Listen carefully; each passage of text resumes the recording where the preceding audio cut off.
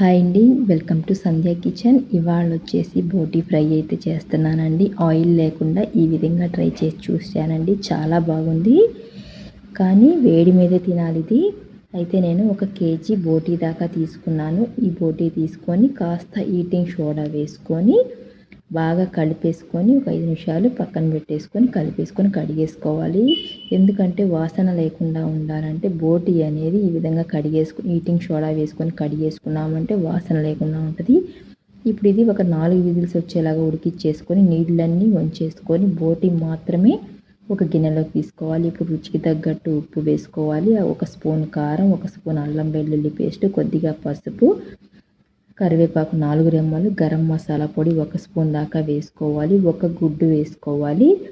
ఇప్పుడు ఇందులోకి rice flour వేసుకోవాలండి. రైస్ ఫ్లోర్ ఒక 5 స్పూన్ల దాకా వేసుకొని 2-3 స్పూన్ల దాకా పెరుగు అయితే వేసుకోవాలి. ఇదంతా చక్కగా కలిసిపోయేలాగా కలిపేసుకోవాలి. బోటీ ఫ్రై ఒకసారి ఇలా ట్రై చేసి చూడండి. అయితే నేను ఆయిల్తో చేయట్లేదు, బోటీలో వచ్చే ఫ్యాట్ ఉంటుంది కదా, కొవ్వు, ఆ కొవ్వుతో నేను ఆయిల్ చేసి ఇది ఫ్రై అయితే చేస్తున్నాను. అయితే ఈ ఫ్రై చేసేటప్పుడు మనకి వేడి మీద ఉన్నప్పుడే తినాలి. వేడి ఆరిన తర్వాత ఆ కొవ్వు అనేది పేరుకుంటుంది కాబట్టి, కానీ ఇదంతా వేడి మీద ఉంటేనే తినాలి.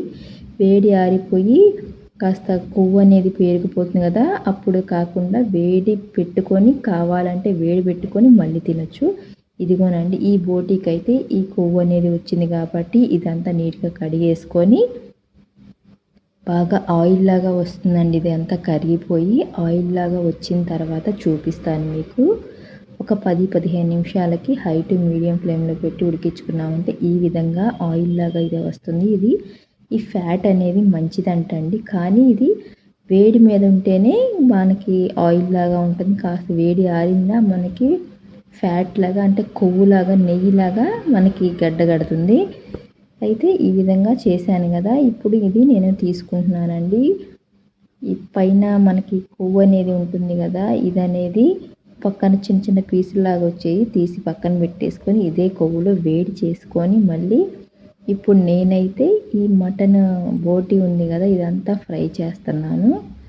ఇది 50% మనం ఉడికిచ్చేసుకున్నాం కదా కుక్కర్లో వేసుకొని, ఇప్పుడు ఆయిల్లో అయితే 50% ఉడికిచ్చేసుకోవాలి.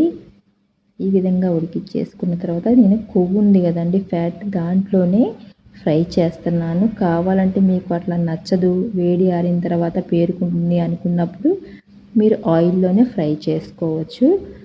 నేనైతే అంతకుముందు ట్రై చేశానండి, కానీ ఇప్పుడు కూడా చూస్తున్నాను బాగా వస్తుంది లేదా అనేసి.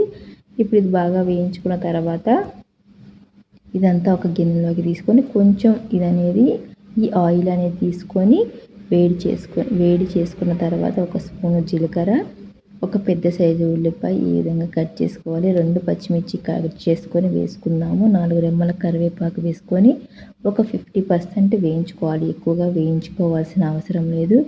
ఈ విధంగా వేయించుకొని ఉల్లిపాయలకి తగ్గట్టు సాల్ట్ వేసుకోవాలి.